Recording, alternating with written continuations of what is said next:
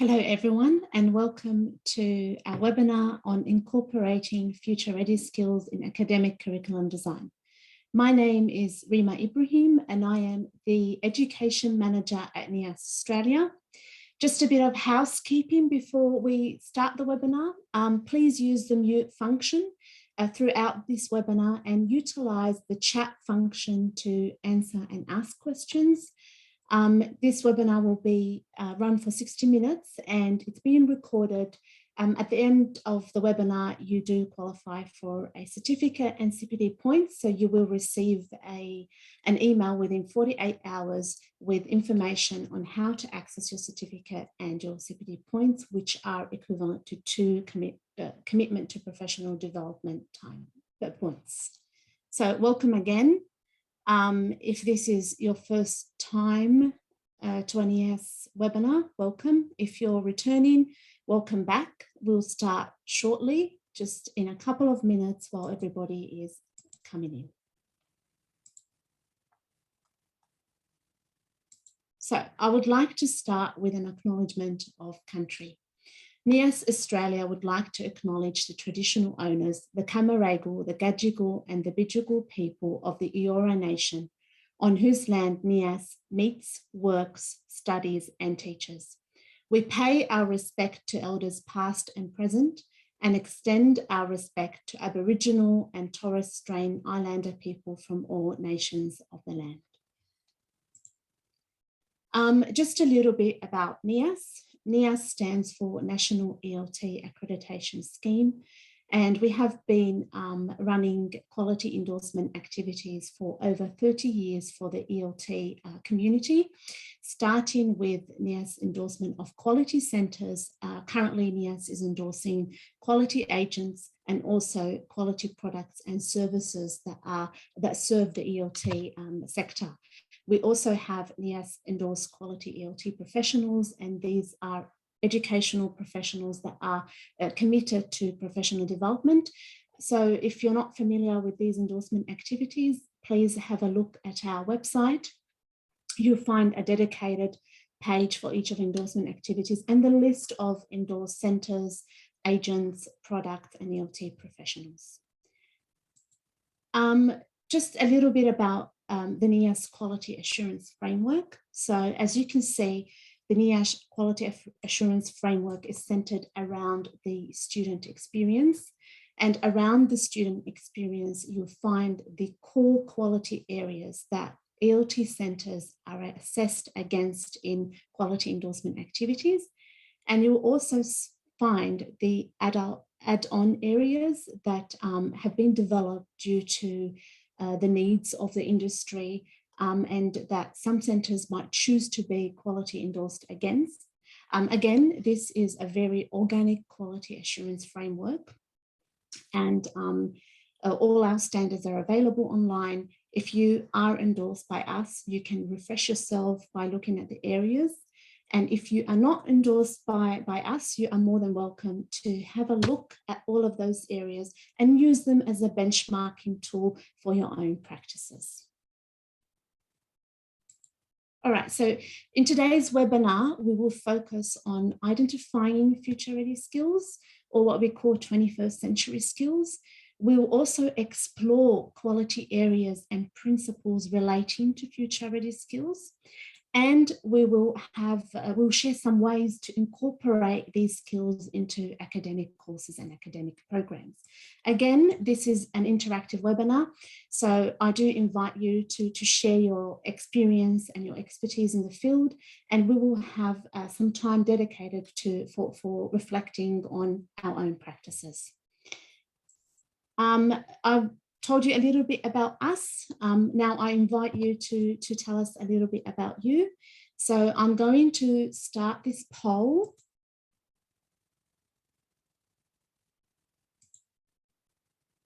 And it would be great if you share your experience in the sector. Are you a manager at an ELT centre? Are you an ESL teacher? Are you studying to become an ESL teacher?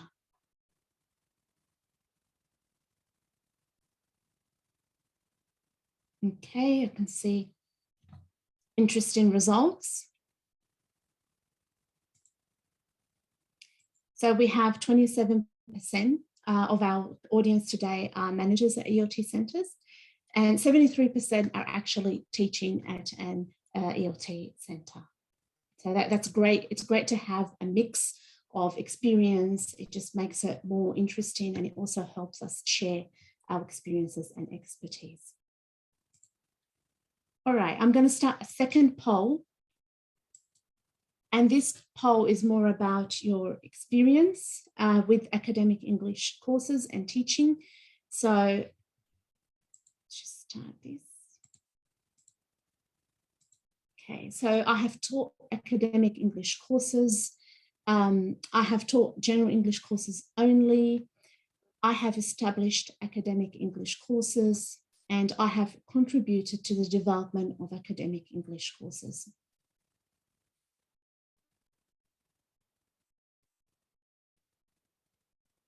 Okay, you can see some results coming in.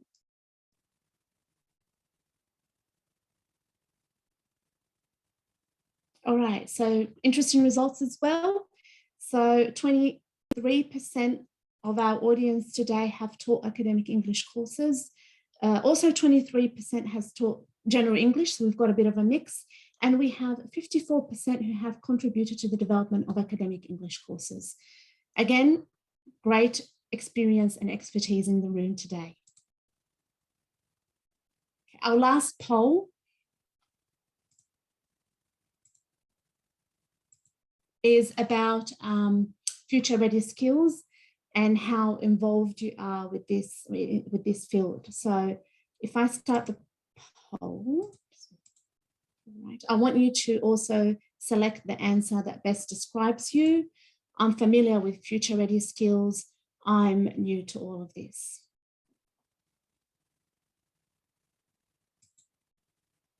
Okay, so 31% of our audience today are familiar with future ready skills, and 69% are actually new to all of this. I believe that as teachers, as managers, as educators, we are using and we are incorporating future ready skills in our courses, but maybe we're not aware that these are the skills that we refer to as 21st century skills. And in today's webinar, we'll actually explore this further, and we'll share all of our experience and expertise. So what are future ready skills? An easy way to define this is these are 21st century skills that learners need in order to thrive at university, in their careers, and in their social life. They are the skills students need to become engaged thinkers, to have entrepreneurial spirit, and to become ethical citizens. So they are learning skills, they are literacy skills, and they are also called life skills. Now, before we go into details about these different types of skills and how to incorporate them into our courses, I want to bring your attention to the NEAS Quality Assurance Framework. And if we look at the Quality Assurance Framework with a 21st century lens, we'll be able to see that these skills, or teaching and learning these skills, are scattered around the whole Quality Assurance Framework. So if we look at Area Quality A and Principle A1, which is related to course design, also Principle A4, which is related to course delivery and assessment of teaching, assessment and teaching of these courses. And if we look at Area A5, the way we encourage students to take control of their language, we'll find that this area, and in particular, these quality principles relate to future ready skills. Now, if we go into further details, A1, course design supports quality learning outcomes. So we think about the course, the way it's designed. Does it meet the needs of current students, these techno-modern students? Do the courses address their goals and interests? You also look at the syllabus document. Does it provide guidance for teachers in lesson and assessment planning and delivery to meet course objectives? Does the syllabus help teachers teach these skills? Does it explicitly guide them through the process? And you also look at the course design. Is it informed by development in language teaching methodologies and technology? Does it allow space for teachers to modify the lesson? Does it allow space for teachers to address the different learning styles of students? And does it allow space for technology? Now, if we look at area A4, course delivery, assessment and teaching approaches optimize outcomes for students. We look at these lessons. Are these lessons self-centered to maximize engagement and ensure a positive learning atmosphere?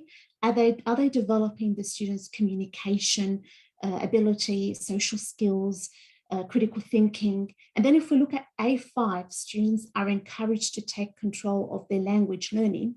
We find that language learning strategies, do you have in your courses learning strategies which encourage student autonomy?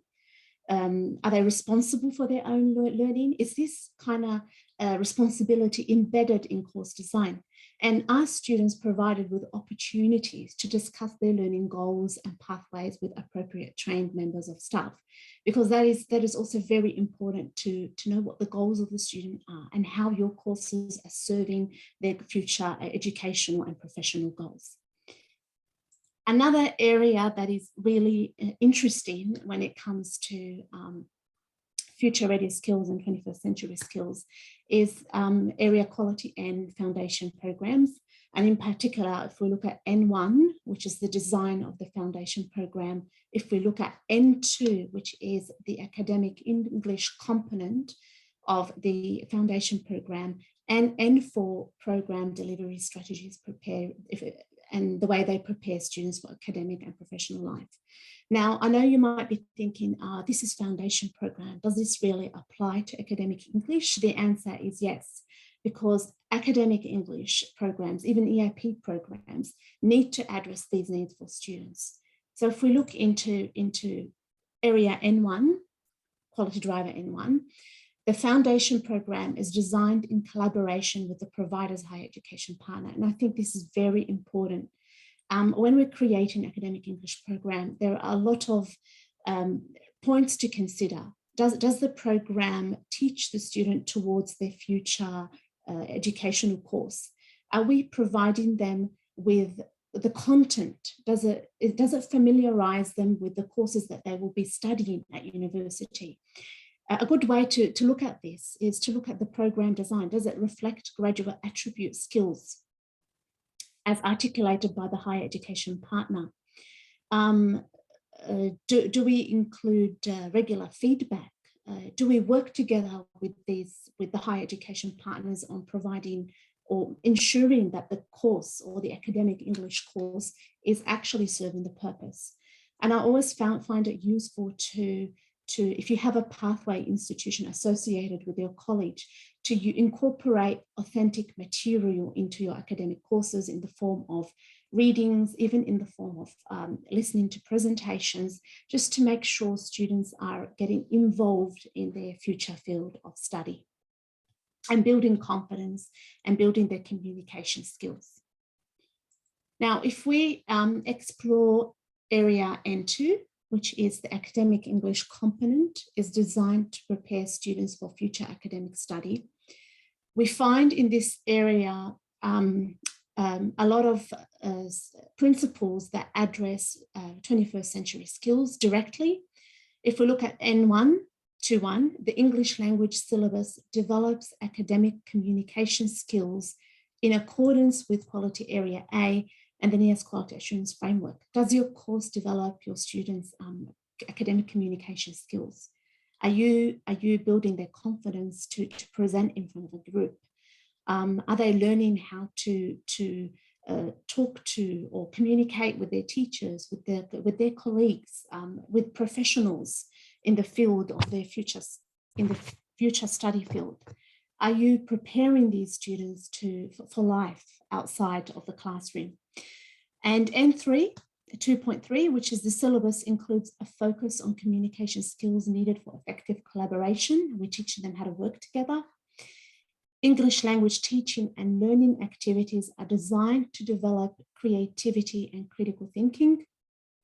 Do you include critical English thinking focuses in your lessons? And the development of academic literacy incorporates information literacy and media literacy skills, which are definitely 21st century or future ready skills that we need to have in our academic courses. And we'll also look at all of these in details in the upcoming slides. So teaching and learning activities, do they include a focus on developing broader academic skills? Are teachers aware of these skills? Are teachers aware that these skills need to be incorporated in your academic courses? Now, if we look at N4, program delivery, strategies prepare students for academic and professional life. And this is where we have an interesting point, because we're not only talking about preparing students for academic life, we're also talking about preparing students for their professional life. So does the program design offer a range of teaching and learning strategies across its different subjects? Our students are different learners. Does the design allow change in the teaching methodologies? Teaching and learning strategies maximize student engagement. Does the course engage students? Are they working together in groups? Are they producing projects? Are you using a flipped classroom method? Program delivery strategies incorporate a range of technological literacy, information literacy, and media literacy.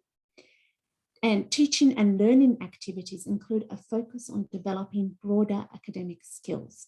So when we say broader academic skills, we don't only mean writing a report or making a presentation. It also includes involvement in the professional community. Are we building these students to become the future independent, educated citizens? And there are regular opportunities for students to receive feedback on their progress, and this is very important, as in every course. And there are compulsory assessment procedures. Of course, this is one of the main points or areas for every course, whether it's academic English or general English. Are we assessing these students in a fair way? Are we providing assessments that are also address the 21st century skills that we're trying to teach in our classrooms? Right, so we've spoken a lot about these 21st century skills, but what are they? So if we look at as we said earlier, they're divided into three groups. We've got the learning skills, which we call the 4 C's. We've got the literacy skills, INT, and we've got the life skills, which we can call the flips. Now, if we look at the learning skills, these refer to the mental processes required to adapt and improve upon a modern work environment. So if we think about critical thinking, we immediately think about problem solving, analytical skills.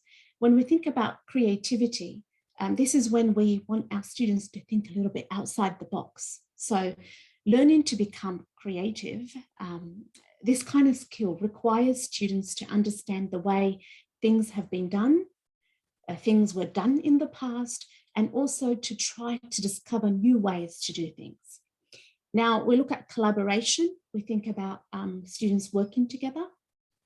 It means getting students to compromise as well, and also to solve problems. Now, communication is the glue that brings all the 4 C's together. And it is when we're talking about sending clear messages, giving meaningful responses, and also collaborating together. Like collaboration and communication come hand in hand.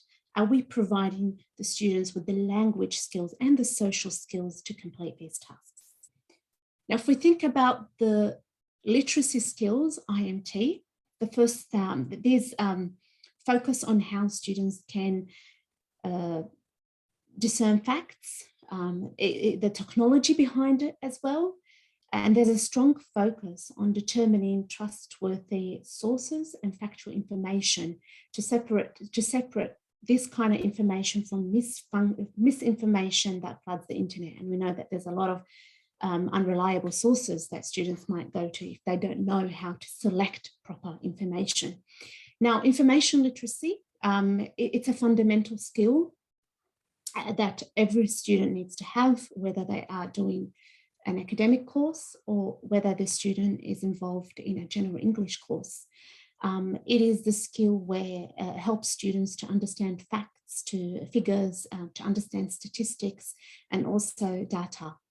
Now, the media literacy is it's basically ability to identify publishing methods and sources and distinguish between the ones that are credible and the ones that are not. And this is something we teach students in the classroom. If you're teaching an ERP class or an academic English class, you're actually teaching these skills. Then we get to technology, which is understanding modern age technology. And I believe most of our students at least, are really good with technology. And COVID forced teachers and students to rely heavily on technology. It really changed the way we perceive education these days. We get to the life skills, the flips. These are intangible elements of a student's everyday life. These are focus on both personal and professional qualities. And that's what you would be doing in the classroom. You'll be developing students on a personal level and also on a professional level. So if we think about flexibility, what does it mean? Flexibility is basically helping our students adapt, teaching them how to adapt with change, to changing circumstances, and also learning how to be flexible could be seen as the first step in them accepting different cultures, accepting diversity, and also accepting themselves. And get to leadership. So leadership is when we teach students how to set goals.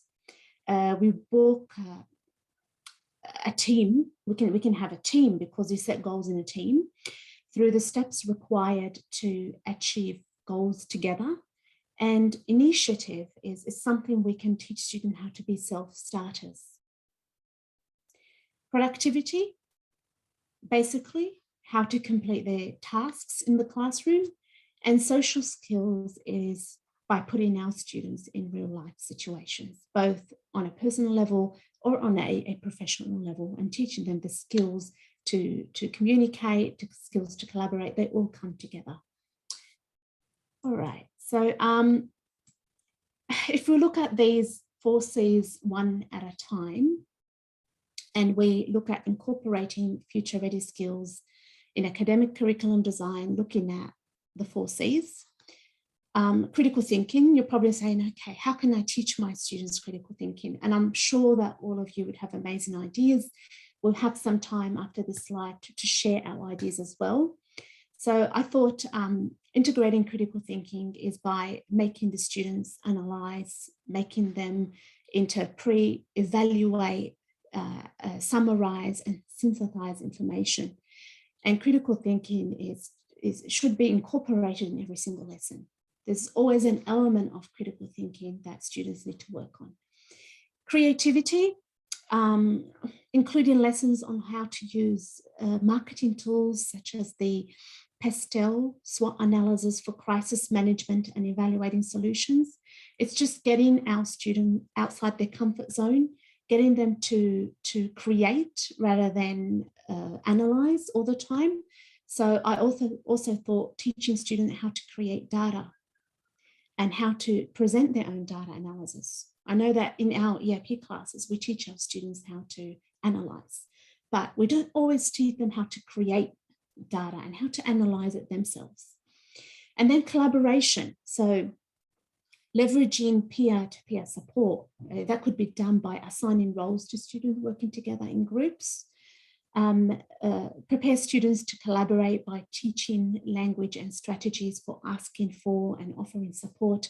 And it's always in group work where we discover the leader. Communication in a course could be by including activities for a variety of purpose, where the student need to inform, they need to instruct, they need to motivate, they need to persuade, so they need to work together. These are some ideas. Of course, I'm pretty sure that there would be amazing ideas in the room. So I do invite you right now to use the chat box and just tell us how you would incorporate the 4C skills into your academic lessons.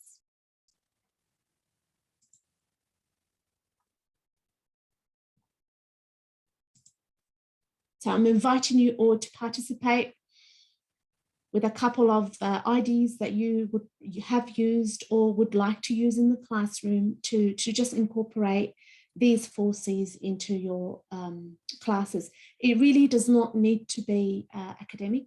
If you're teaching academic English or if you're teaching general English, these skills are very much required.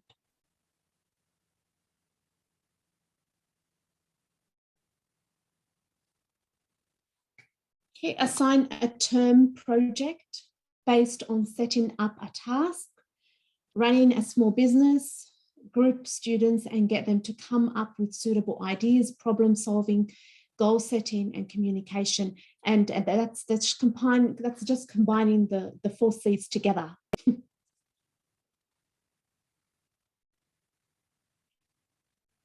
Creation.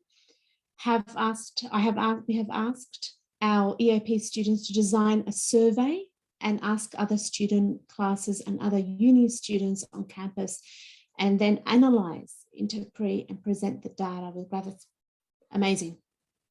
Such a great project. It also builds their social skills as well and their confidence.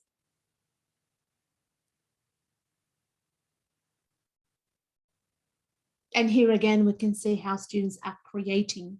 So it's creativity. They're creating surveys, they're collecting information.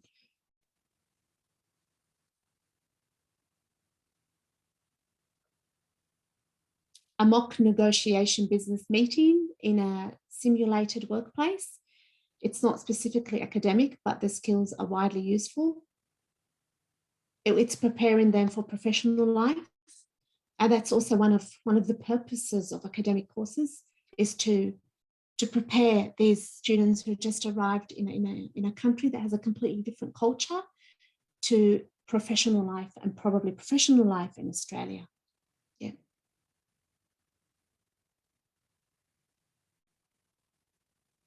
Asking student questions and encourage them to ask questions. Work in teams always works. Any form of group work promotes collaboration and communication. We do a project on the stock market that asks students to create graphs from data culminating in a group presentation. Excellent. That's collaboration, that's communication, and that's also creativity. It's amazing how to see how everybody's combining the 4Cs together. Get students to present using PowerPoint or other real life tools used in business. Students get to use the tools. Yeah. And this is also preparing students for professional life and for life at university. Surveys and interviews. So students create surveys and interviews.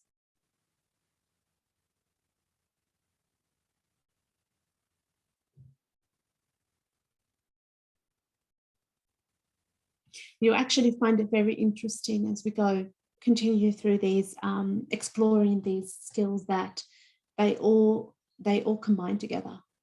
So you'll be, the 4Cs are combined with the literacy skills, because when we're creating surveys, our students are creating these surveys online.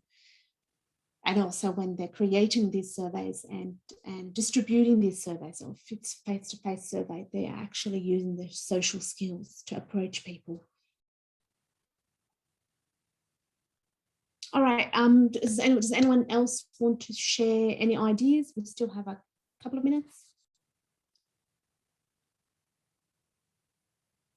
It is important for staff to model all of those skills for the students, to create a collegial environment which encourages students to have to go, and 100%, and also to teach students the language they need to complete these tasks. If we're encouraging students to negotiate, are we giving them the language? Are we teaching them the language of negotiation? And if they're persuading, are we teaching them the language? So we are teaching language, but we are also teaching social skills. We are also teaching communication skills at the same time. All right. So when we talk about literacy skills, we talk about information, we're talking about the media, and we're talking about technology.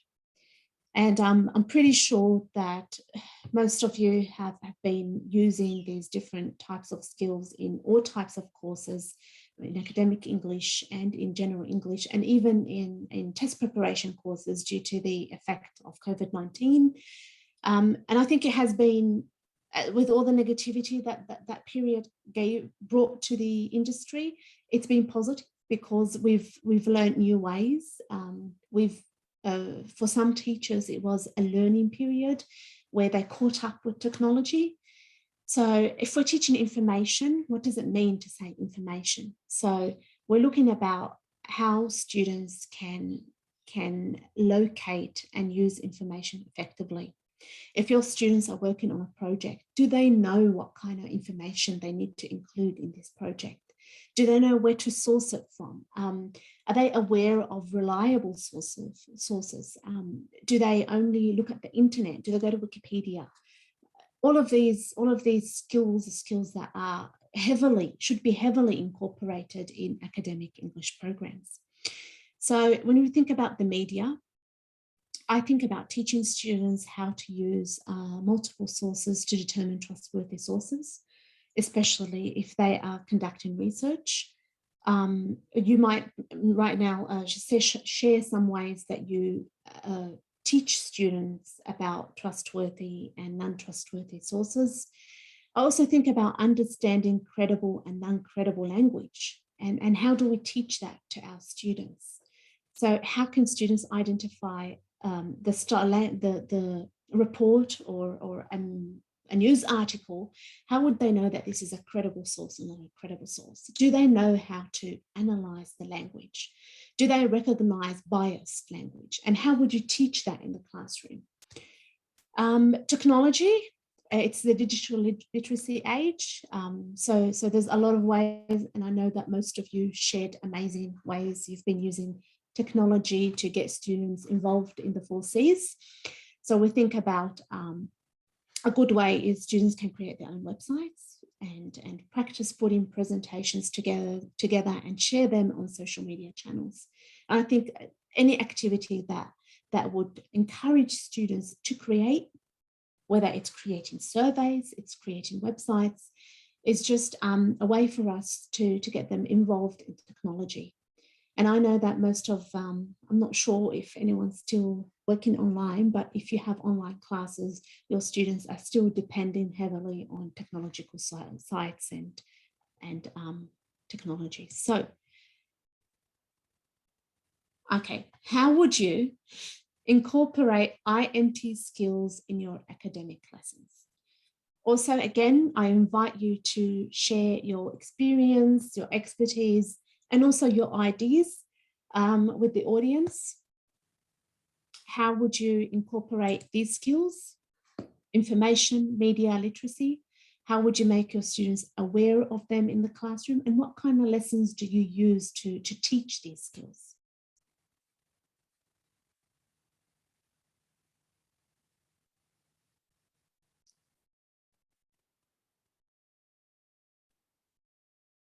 Okay, your input is very valuable. It does help us all improve. So okay, for research, students to research different sources and then evaluate these sources on basis of reliability, credibility, currency, etc. Yeah. And of course, students need to understand what does it mean to be reliable source, what's credibility, and how can they make sure that it's a current source. So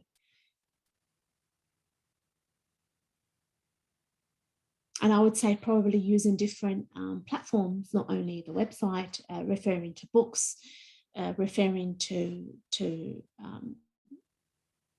student-led projects, libraries.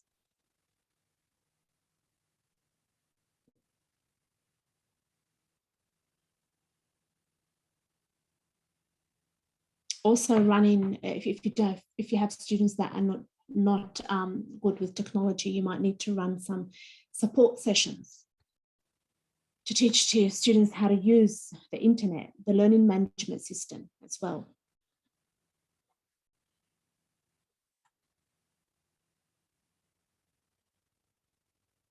Okay, using PPT to present the ideas, brainstorming ideas using Padlets, etc.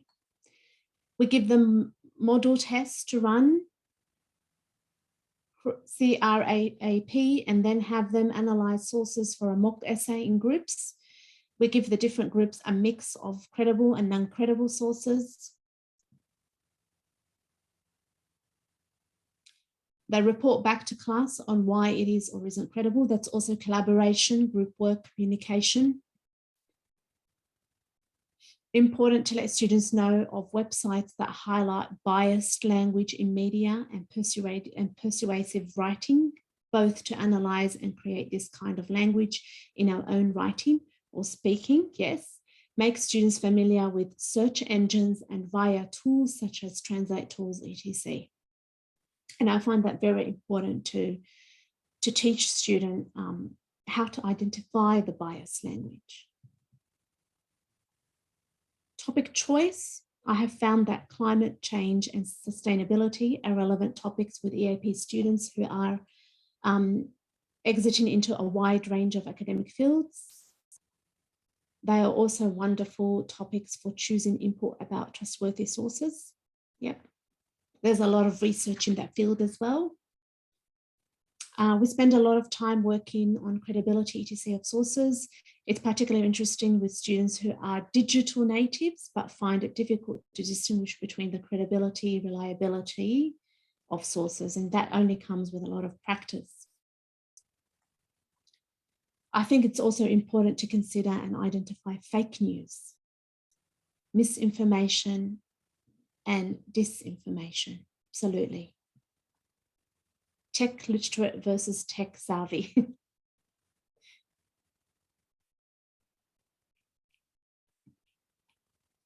Okay, it may be a great idea to use the CRAAP technique, which is, I believe, is also a great technique.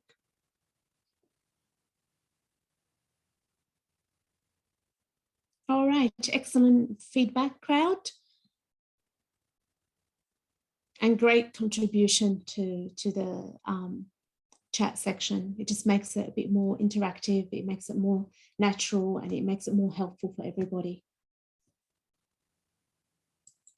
All right, brings us to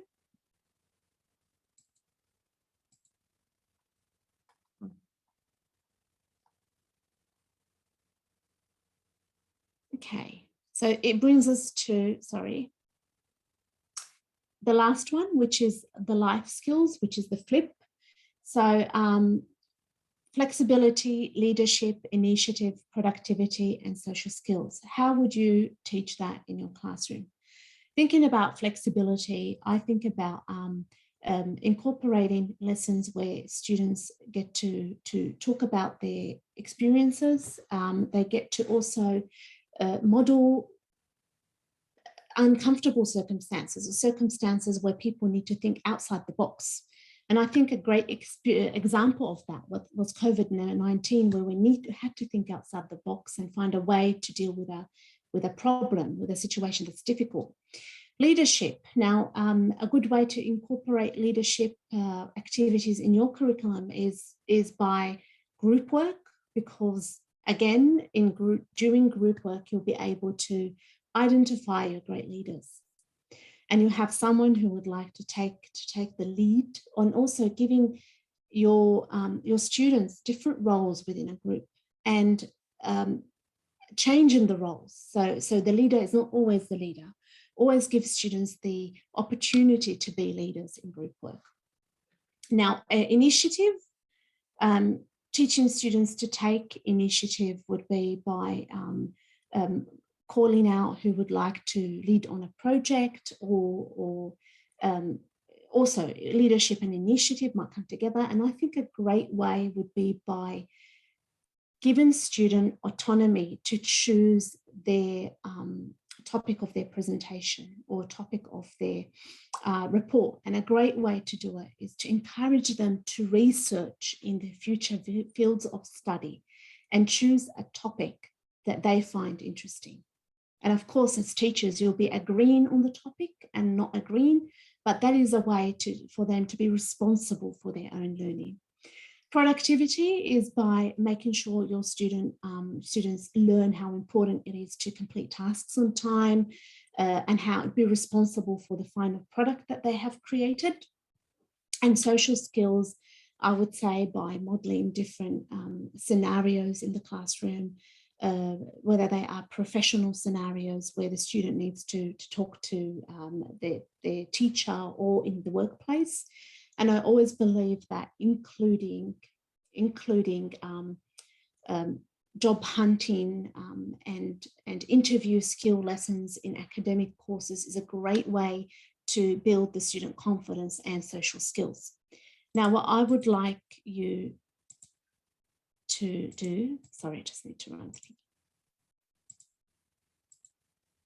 is just to use the chat box and include any information or tips on how you would like to include these skills, the life skills, into your courses. Flexibility, leadership, initiative, productivity, and social skills.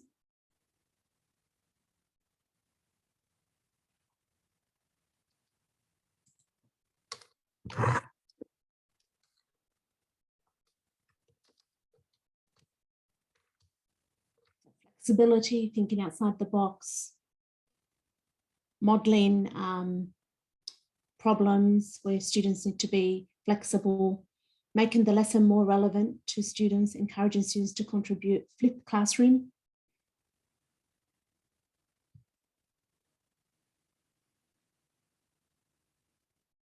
How do you prepare your students to be future leaders? And I always think that even if you have reading lessons on leadership skills, that's a helpful way to prepare them to become leaders. It's not only the classroom activities, it's also the topics that we teach students in class.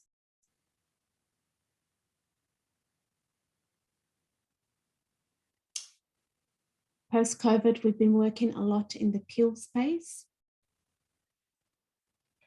Yeah.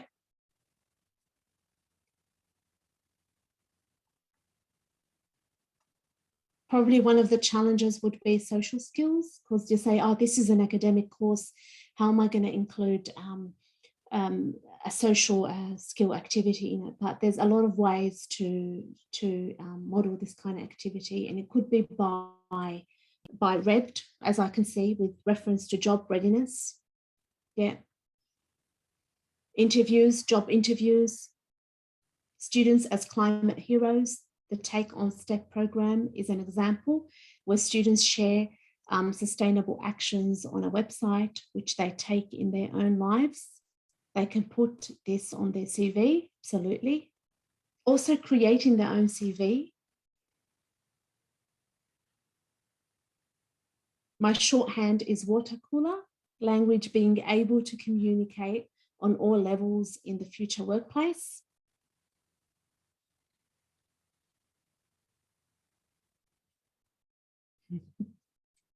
Great ideas there.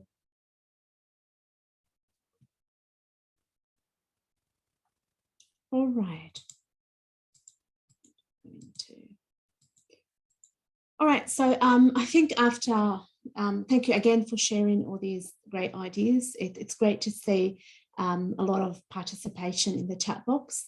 Now, I think right now we can look back at N2, which is academic English component. Is it designed to prepare students for future academic skills? And I think a good outcome of today's presentation is being able to go back to your academic courses and review them with a 21st century skills lens, just to see how much of these skills are really integrated into your courses, and how much and how a teacher is able to teach these skills. All right, before we start the Q&A session, I wanted to just remind you of the NEAS micro-credentialing system. So NEAS has a set of courses on NEAS Online, and by completing these courses, you earn different badges. You can also apply to become an ELT professional, and where you will earn the endorsed centre badge if you're working for a NEAS endorsed centre, and an associate member badge if you do not work for a current NEAS endorsed centre. As you complete courses online, you'll earn badges, and you'll be able to display these on your social media, in your email, and also on your professional profile. The Master Practitioner in ELT course, this is for ELT professionals who are teaching, or working, or studying in an ELT field and have gained considerable experience in applying quality assurance principles in their professional practice. This is the capstone NEAS course, and it does require taking part in a project to complete this course. Once completed, you will earn the Master Practitioner badge. Now, a quick review of the NEAS quality communities of practice. So for those who are not aware of this, NEAS has created new communities of practice, and these all started at the NEAS conference this year. There are 6 communities that you can join, and they are a space to collaborate, to share knowledge, to build better practices, and also to share your experience, your expertise, and solve common problems. So they are actually 2 categories. So we've got the communities of practice that are aligned to the NEAS quality assurance framework, school preparation, ELT qualification, and education agents. And we have the special interest communities of practice, the art-based pedagogy in ELT. We actually have a workshop taking place next Friday from 11 to 1 o'clock. Research in ELT for those interested in conducting research, and leadership in ELT for current and emerging leaders in the English language teaching industry. Joining these communities is very simple. We run workshops every month. You just need to register for the workshop. Email me if you're interested in running a presentation or taking part in any presentation related to these communities. Now, to receive a certificate and CPD points for this webinar, you will receive a link by email for your certificate and CPD points within 48 hours of this course. Please check your junk box if you do not receive an email from us. And log in. You need to log into NEAS Online. If you do not have a NEAS Online account, you will need to create one. It's a very simple form that you need to complete. You also will have to complete a short quiz, and then you will receive your certificate and your CPD points. Now, I just want to give you the opportunity to ask a couple of questions. So please, if you have any questions, just share your questions in the chat box. For using the chat box, I invite you as well to participate in our survey. Please scan the barcode or use the link to access our survey. It only takes a couple of minutes. Your feedback is very, very valuable, and it will give me some ideas on how to improve our webinars, and also you can share what you believe your needs are as an ELT member of our ELT community. So please complete this survey, and we do have time to answer your questions.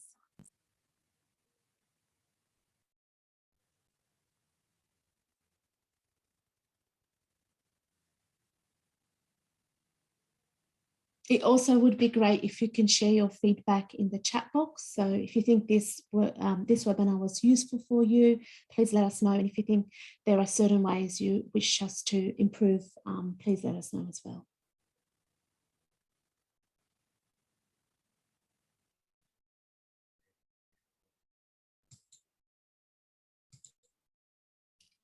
Our next webinars on the 8th of July, we're running our community of practice, art-based pedagogy community of practice. On the 14th, we're running the student experience webinar. And on the 21st of July, we have resources and facilities. We really look forward to seeing you at our future webinars. And I really hope you enjoyed this session with me. I'm just going to go back to the survey and allow some time for completion. Thank you. And I'm still around if you have any questions.